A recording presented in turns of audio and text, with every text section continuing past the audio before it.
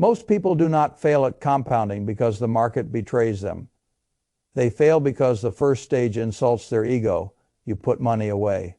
You watch the number barely move. You feel stupid. You feel late. You feel small. And because the result looks trivial, you quietly decide the process is broken. That is not a money problem. That is a handoff problem. I have spent my life watching the same transfer decide who stays ordinary and who eventually builds real freedom. At the beginning, your labor carries everything. Your job pays the bills, your time produces the income, your energy is the engine, your discipline is the only thing keeping the machine alive. Then, if you hold the line long enough, something changes. Capital begins to take weight off your back, a little at first, then enough to notice, then enough to alter your future, then enough to make your younger self look like a hired employee of your older self.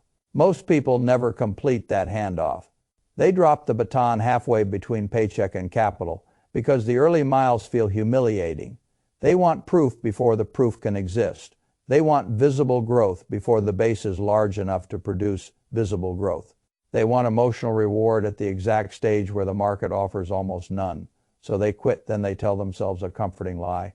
They say they will come back when they can invest a real amount. They say $50 is too little. $37 is a joke. $100 a month will not change anything. They say they need a bigger salary, a cleaner life, better timing, lower prices, less chaos, more confidence. What they need is a stronger stomach for the early insult. Because the beginning of compounding is not designed to flatter you. It is designed to test whether you deserve the handoff. I want you to picture a man in his mid-20s, not a prodigy, not a founder, not a day trader, not a lucky heir. Just a tired worker answering calls in a noisy customer support center 40 hours a week, making about $43,400 a year before tax. After deductions, around $2,619 lands in his account each month. Rent swallows $1,153. Groceries and transport chew through another $800 and change. Most months he is left staring at $50 or $60 in his checking account, which is a polite way of saying he is one annoying surprise away from panic. That profile matters because it strips away the fantasy. No giant bonus is coming, no inheritance is waiting in the wings, no dramatic rescue is scheduled. The only variable that changes is how he treats the handoff. A few months before turning 27, he hears a simple idea that most people hear and forget. Most of the extraordinary results in investing show up late. Not at the beginning, not in the first few months when you are checking your balance, like a nervous patient checking a heartbeat, late after years of patience, after years of looking wrong, after years of feeling underwhelmed. He understands something most people do not want to admit. If the magic years are at the end, then the early years are not about glory, they are about survival. That is the first hard truth. The opening years of wealth building are not a performance phase, they are an endurance phase. You are not trying to look rich. You are not trying to feel brilliant. You are not trying to impress people who spend money to sedate themselves. You are trying to stay alive in the process long enough to complete the handoff from labor to capital. That man opens a plain investing account and sets up a basic automatic purchase into a simple index fund. Nothing exciting. No genius stock pick. No dramatic macro thesis. No heroic promise. He does not swear he will invest $500 a month. He does not make a social media declaration. He chooses the most important number in the entire process, the number he can repeat. For him, that number is $37 on the 15th of every month, after rent clears and after the ordinary bills settle $37. That number is so small that ambitious people sneer at it. That is exactly why it works. The early contribution is not supposed to impress your friends. It is supposed to survive your reality. A lot of people sabotage themselves by choosing a contribution sized for their ego instead of their cash flow. They pick an amount that sounds serious. Then the first bad week hits, the first emotional dip hits, the first car issue hits, the first invitation hits, the first bout of self-pity hits, and the contribution disappears. They were trying to buy status with a savings target. They were not trying to complete the handoff. I have no use for that kind of theater. I would rather see a person quietly automate $29 for 10 years than loudly commit to $500 and collapse in 90 days. Worker logic worships the size of a move. Owner logic worships the repeatability of a move. That is one of the great filters in money. The worker asks, is this amount impressive? The owner asks, can this amount survive? The worker wants drama. The owner wants durability. Once the automatic purchase starts, the insult begins. In month 1, he looks at the account almost every day. He sees $37 and a few cents, then $35, then $38, then $34. It feels idiotic. He could have kept that money and ordered takeout twice. By month 3, he has just over $112 invested. The news screams about inflation, recessions, rallies, interest rates, soft landings, hard landings, every kind of noise the financial media uses to wrench your nervous system. His balance bounces around 105 to 119. Emotionally, it feels like walking up a down escalator. This is where most people misread the game. They think a boring early chart means the system is not working. Number, it means the system has not yet been given enough mass to reveal itself. At this stage, compounding is not failing, it is hiding. You do not yet have enough capital for the returns to produce emotional evidence, so you are asked to act without applause. That is why the early phase is a character exam disguised as a math problem. I call this the silent carry phase of the handoff. In the silent carry phase, you are carrying everything. The contribution, the belief, the continuity, the identity, the sacrifice, the refusal to interrupt the process. Capital is not carrying you yet. Capital is a child at this stage. You are feeding it, you are protecting it, you are dragging it forward while it contributes almost nothing visible to your life. That is why this phase feels unfair, because it is reality pays you late for the right habits. And if you are emotionally fragile, you will sell your future for the price of present relief. Here is where the psychology becomes more important than the arithmetic. Most people think the first year is about making money. It is not. The first year is about changing the meaning of money in your head. If every dollar that is not spent still feels available to spend, you have not begun. If your investment account still feels like emergency takeout money, weekend escape money, or repair money, you have not begun. If the account is still emotionally reversible, the handoff has not started. Around month 6, something small but important happens. The account crosses $250. That is not a life-changing number. It does not alter his zip code. It does not change his diet. It does not buy him freedom.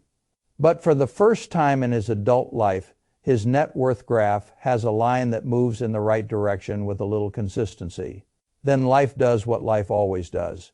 It punches him, a car repair lands on his chest. The estimate comes in around $489.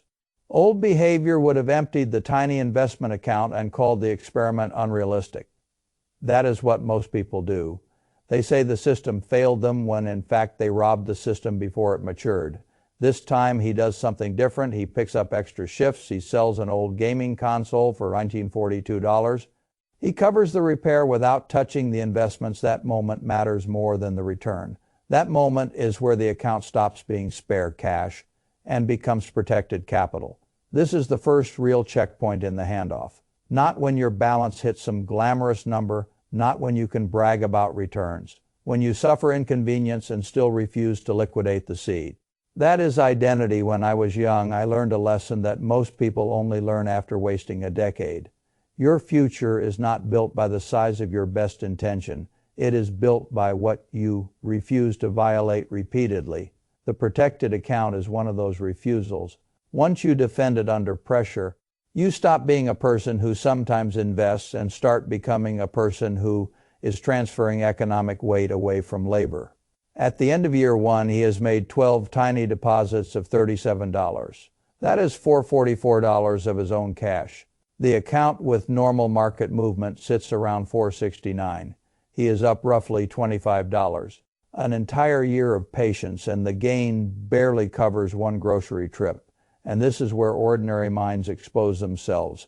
They laugh at that result. They compare it to a side hustle fantasy. They compare it to a crypto story.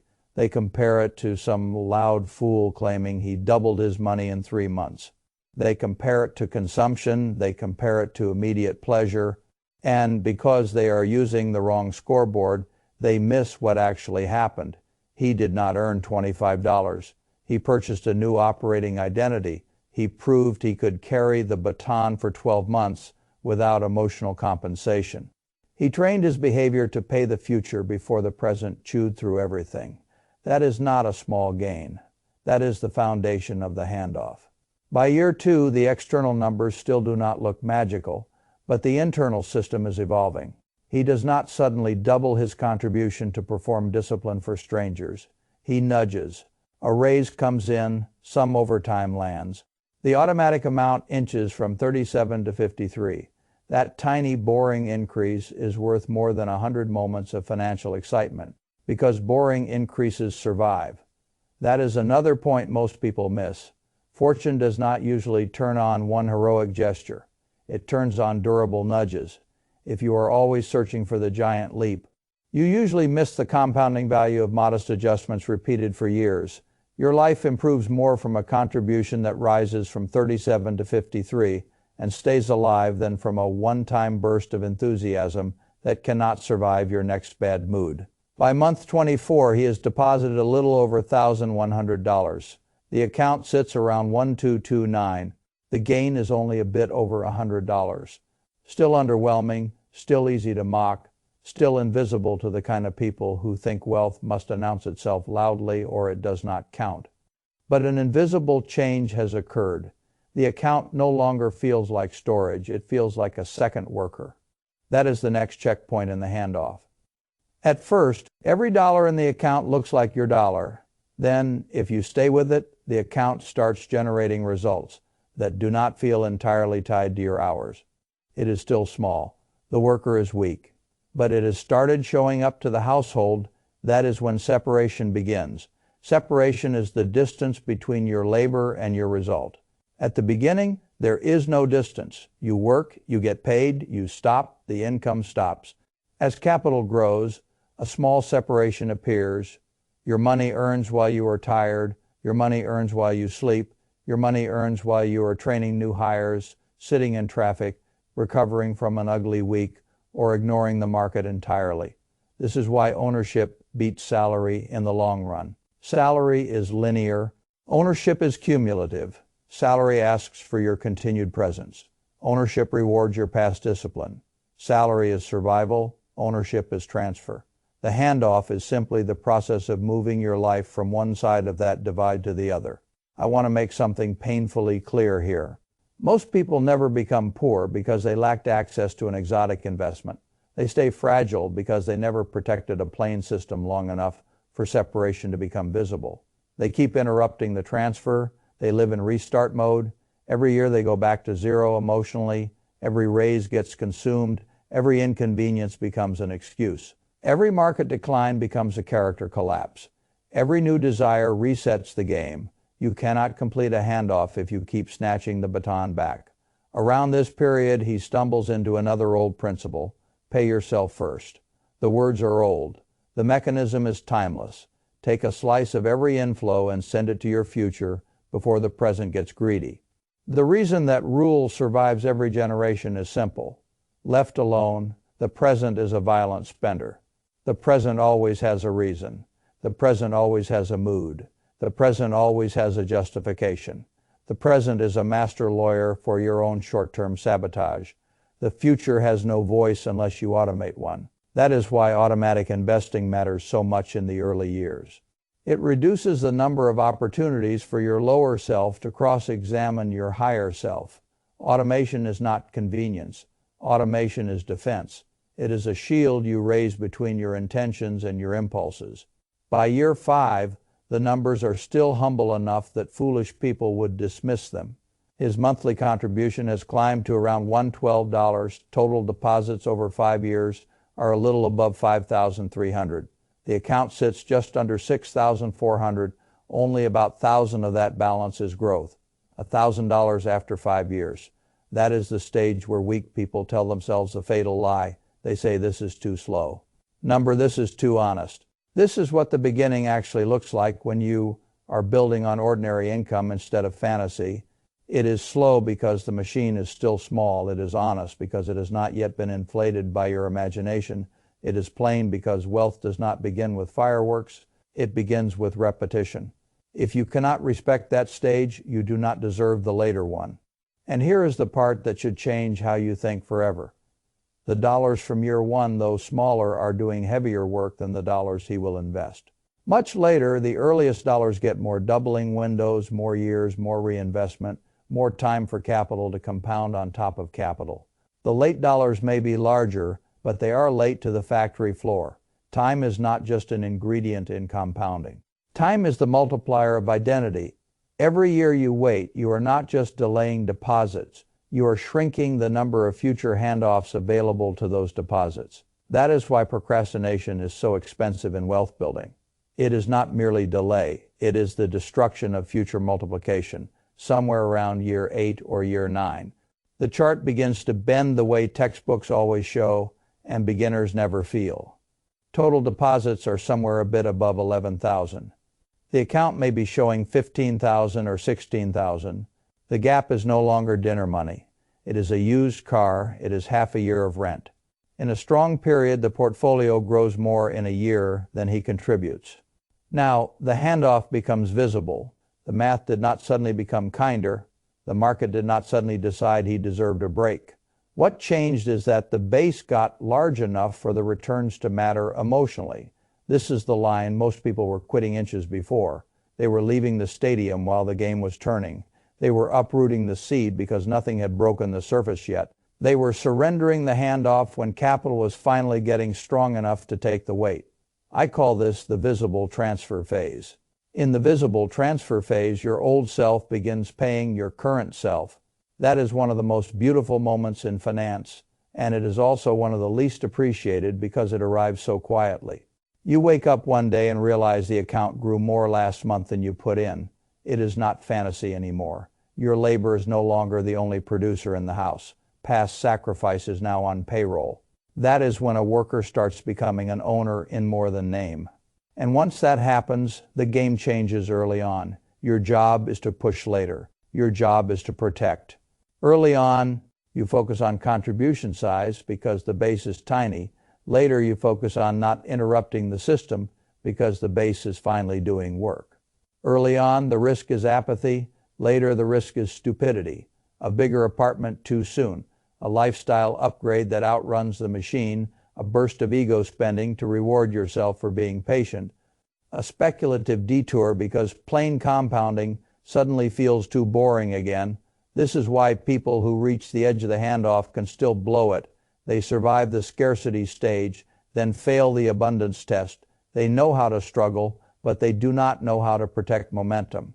So let me be brutal. If your income rises and your lifestyle races ahead with it, you are stealing from the handoff. If your friends upgrade apartments and you follow because you do not want to feel behind, you are stealing from the handoff. If someone jokes that you are cheap and you respond by proving you can spend too, you are stealing from the handoff. If you keep needing visible rewards to stay in the game, you are still psychologically employed by other people. Opinions wealth requires an inner scorecard because the outer scorecard is designed to interrupt the transfer. The outer scorecard says, look rich. Now, the inner scorecard says, complete the handoff. The outer scorecard says, consume the raise. The inner scorecard says, increase the automatic buy. The outer scorecard says, signal success. The inner scorecard says, build refusal power.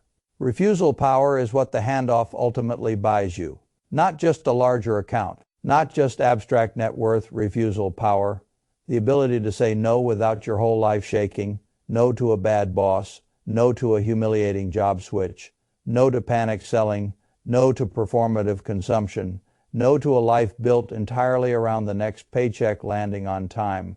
When your money begins to work harder than your monthly contribution, you are not merely richer, you are less controlled. That is the hidden emotional dividend of compounding. By year 10 or year 11, in a strong market stretch, the account may grow by 3,000 or 4,000 without any heroic contribution from him. Think about what that means. In his early 20s, he could not save that much across entire years. Now, the capital is creating that movement without asking him to answer more calls, work more shifts, or sacrifice another weekend. This is the late-stage handoff. And this is where the great deception becomes obvious. The later years feel unfairly generous, almost magical, almost suspiciously kind. People looking from the outside call it luck, they call it privilege. They call it timing, they call it easy because they never saw the silent carry phase, they never saw the invisible years, they never saw the months when $37 felt insulting, they never saw the car repair that almost broke the system, they never saw the quiet choice to bring lunch, increase the automatic amount by $5 or $7, or keep the apartment 1 year longer than pride wanted. They only see the capital after the handoff. They do not see the labor that made the handoff possible. That is why wealth is often misunderstood by spectators. They think the visible harvest is the whole event. It is not. The harvest is merely the public part of a private discipline. Now let me bring this back to you, because if this remains a story about some ordinary worker, you have missed the point. You may not be in a call center, you may earn more, you may earn less, you may already have an account open, you may be starting from a lower base. None of that changes the structure. Your life is being decided by whether you complete the handoff. If you are waiting to begin because your first amount feels embarrassingly small, you are making a worker mistake. Workers think in present wages, owners think in future systems. The first amount is not there to transform your balance. It is there to transform your behavior. The first automatic contribution is a declaration that the future gets paid before your impulses hold a meeting. If you are discouraged because the chart looks flat, you are making a perception mistake. A flat-looking chart in the early stage is not evidence of failure. It is evidence that you are at the only place where real compounding can begin. Nothing bends before the base exists. Nothing feels magical before the machine has mass. If you keep stopping and restarting, you are making a systems mistake. Wealth is not usually killed by one spectacular disaster. It is suffocated by repeated interruptions. Restarting feels harmless because each interruption looks small. But every interruption delays the handoff. Every interruption tells capital it must remain a child another year. If you keep rating your investments for ordinary disruptions, you are making a protection mistake. You do not merely need an investment habit. You need a defense perimeter around that habit. Emergency cash, lower fixed costs, fewer vanity commitments, less lifestyle inflation, more room to say no. The handoff is fragile until the capital base is thick enough to defend itself. And if you think the early years are about making money, you are making the deepest mistake of all. The early years are about becoming the kind of person who can hold steady long enough for money to matter. That is why the first stage feels so emotionally strange. It is boring. It is anticlimactic. It is visually unrewarding. It makes you question yourself. It makes you feel late. It makes other people's spending look more alive than your own strategy. You will sit there wondering whether your monthly amount is too pathetic to count. You will be tempted to stop, delay, upgrade, rationalize, and medicate your frustration with convenience. That is the real battle. Not the index fund, not the market return, not the app. The battle is whether you can stand a season of life in which your behavior is correct and your feelings still tell you it is pointless. That is adulthood in finance. If you survive that season, a strange thing happens. The account starts teaching you. It teaches you that progress is often invisible before it is obvious. It teaches you that protecting a habit matters more than admiring a goal. It teaches you that small contributions, repeated, beat dramatic intentions abandoned. It teaches you that your future can become an economic ally instead of a place you keep apologizing to. Most of all, it teaches you that money has stages. In the first stage, money is effort. In the second stage, money is discipline. In the third stage, money is a helper. In the fourth stage, money is momentum. And after the handoff, money begins to become choice. That is what you are really buying when you invest early and refuse to quit. Not a chart, not a feeling, not a fantasy identity choice. The choice to keep your lifestyle one step behind your income instead of one step ahead. The choice to avoid being owned by monthly obligations. The choice to let capital absorb more of the future load. The choice to build a life where your past decisions keep showing up with economic value. A lot of people talk about freedom as if it arrives in a dramatic moment, a resignation, a windfall, a sale, a retirement announcement. In reality, freedom often arrives as a gradual transfer of burden. First, you notice the account can cover a surprise. Then you notice the annual growth matters. Then you notice a raise no longer feels like oxygen. Then you notice you can walk away from smaller humiliations. Then you notice your decisions are less panicked. Then one day you realize your relationship with time has changed. That is the handoff completed in layers, so I will leave you with the test that matters. Not whether you can make a lot quickly. Not whether you can find the hottest asset. Not whether you can sound informed. Can you protect a small automatic contribution long enough for it to stop looking small? Can you tolerate a year in which 444 turns into 469 and still keep going? Can you handle the insult of earning only $25 after 12 months and understand that the true profit was not the 25 but the identity? Can you keep increasing by $5 or $7 when income rises instead of upgrading your appetites at the same speed? Can you face a $489 repair and refuse to rob the future to comfort the present? Can you keep your life stable while the handoff is still incomplete? Because if you can, the later years will look almost unfair. And if you cannot, no amount of financial knowledge will save you. This is the dividing line. Not intelligence, not predictions, not perfect timing. The willingness to carry the baton in silence until capital is strong enough to take it from your hand. One day, if you do this right, you will open your account and feel something most people never get to feel. Not excitement, not relief, something deeper, recognition. You will recognize that the person doing the heaviest work for your life is no longer only the one standing in the mirror this morning. It is also the one who kept showing up when the numbers were boring. It is the one who automated the tiny amount. It is the one who stayed in the game when the chart looked dead. It is the one who accepted invisibility instead of demanding applause. It is the one who paid the future first. It is the one who completed the handoff. At that moment, you will understand something that cannot be taught to people who insist on immediate proof. The miracle was never that compounding got fast. The miracle was that you did not quit while it was slow, and now you have a choice. You can keep living as a full-time employee of the present, burning every dollar where it lands and calling that normal, or you can make the transfer, protect the handoff, and force your money to become a worker in your household. One path keeps your labor carrying the whole load. The other path, if you defend it long enough, gives the load away. Choose carefully. Most people spend a decade deciding to start.